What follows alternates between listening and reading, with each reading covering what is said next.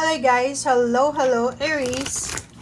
Welcome Aries! Alamin natin kung anong messages, vibration, gabay energy para sa inyo lahat. Ito ay general reading, money, career, financial reading para sa lahat ng Aries, June 2024, Aries. Travel, holiday, and let go. Okay.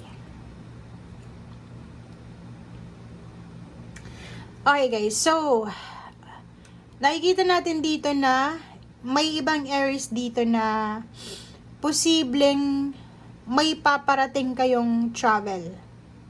Okay, so may mga Aries dito na pwedeng nakapagdesisyon na umalis, lumipat ng bahay, lumipat ng trabaho, mangibang bansa, or hanapin yung lugar kung saan sila nararapat or pumunta doon sa lugar na pwedeng magdadala talaga sa kanila ng isang positibong pagbabago sa buhay nila.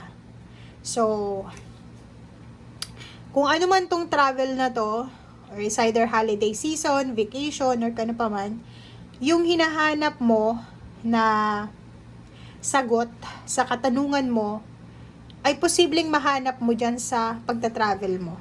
'Di ba? So, like for example, nasa biyahe ka. Diba? Papunta ka kung saan pa man. Pwedeng may makilala ka dyan na pwedeng makatulong siya magbigay ng kasagutan sa mga gumugulo sa isip mo or mga bagay-bagay na mahirap intindihin. Okay? And for the month of June, sinasabi ng bara sa'yo dito, Aries, na kailangan mo din na i-surrender yung control sa buhay mo. Huwag mong kontrolin yung sitwasyon. Mag-relax ka lang. Kasi the more na kinokontrol natin yung sitwasyon natin, the more na hindi natin yan makukuha. Pero once na hinayaan lang natin, nilet go natin, tulad yan ng pag tumaya ka ng loto, or wedding, or kung ano pa man na mga pagtaya sa sugal, pag iniisip mo yan after mo tumaya, hindi yan mananalo. Pero kung after mo na isulat yung numero, nagbayad ka, kalimutan mo na yan, kadalasan nananalo. Okay, parang ganon. Relationship-wise, trabaho, the more na magkikling ka talaga, the more na maging obsessed ka, the more na masasaktan ka. So, let go mo lang yan. Let go, let God, let it flow. Kung ano man ito na mga bagay-bagay na gusto mo.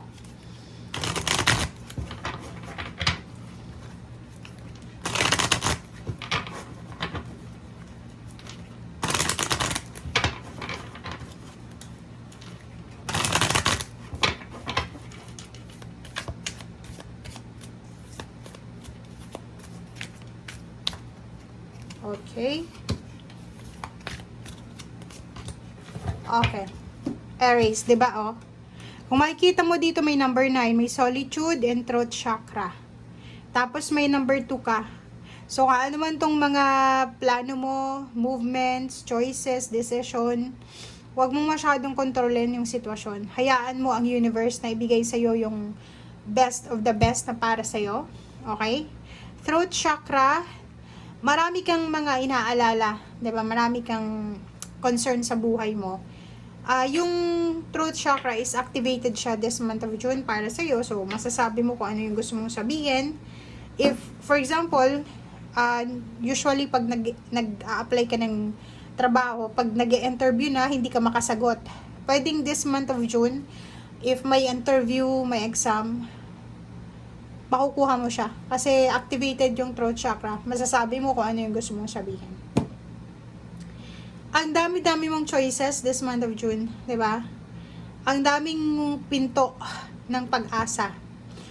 Money, career, travel, yun na nga. Ang dami-dami dito ang pagkakataon na mamimili ka lang 'di ba?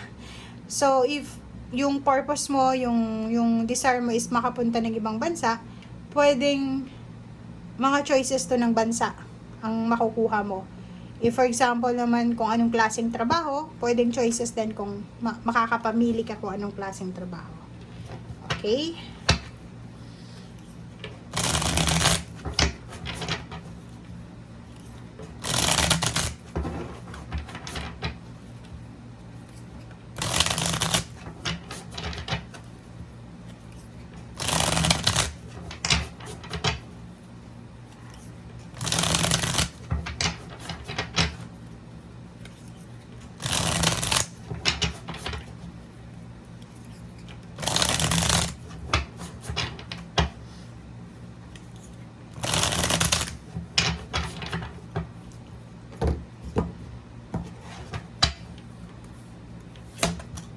Okay. King of Swords. Wow. Ang galing na ito, guys. Sinasabi ng Barasir dito, Aries, na sa buwan ng June, kailangan mong bigyan ng focus yung balanse sa buhay mo. Hindi lang yung hindi lang yung pera yung bigyan mo ng pansin. Kailangan mong bigyan mo din ng pansin kung ano yung nagbibigay or magbibigay sa'yo ng sobrang saya, kung ano yung magbibigay sa'yo ng contentment, ng freedom din. Okay? Kasi kung halimbawa na nakafocus ka lang doon sa pera, tapos hindi mo naman alam kung ano yung purpose, bakit kailangan mo magporsige? 'Di ba? Dapat 'di ba pag may gusto tayong marating, like gusto mong manalo sa loto, dapat meron kang goal. Bakit gusto mong manalo? 'Di ba? Ano ba yung purpose mo? So, doon ka dapat mag-focus, okay? And nakikita natin dito may family members or pwedeng kakilala, karelasyon, relatives, friends na pwedeng makatulong sa'yo financially sa buwan na to ng June, or pwedeng ikaw yung hihinga nila ng tulong financial. Nakikita ko rin sa'yo dito may Hierophant eh. So ibig sabihin may Two of Rods. May mga tao sa buhay mo na bibigyan kanila ng choices para makapag-decide kung ano yung gusto mong gawin sa buhay. Okay? So maraming offers dito. May guidance, protection, yun, magbibigay sa'yo ng choice yan. Is pwedeng yung mga nahang mo yan na trabaho. So, kung naghihintay ka, Aries, ng trabaho, offer ng work, or offer ng business, or kung ano pa man siya, posibleng may matanggap ka na naman na balita. And nakikita natin dito na pwedeng na-terminate ka sa trabaho, and then nagigrieve ka pa ngayon kasi iniisip mo na ginawa mo yung best mo pero na-traitor ka. So, siguro kailangan mong mag-move on na. Okay? Isang good news ang pwedeng parating sa'yo. Ang good news na to is tungkol ito sa dati mong pinagtatrabahuhan or dating mga katrabaho. Okay? So, it's a positive news to sa'yo kasi parang blessing in disguise siya, 'di ba? Parang blessing in disguise siya sa iyo na buti na lang hindi mo tinanggap ang offer nila, or buti na lang hindi ka tumuloy sa trabaho mo 'yan kasi posibleng yung balita na matatanggap mo is na bankrupt yung company, or posibleng nagkagulo doon sa company. Okay? So thank you guys and see you again. Bye.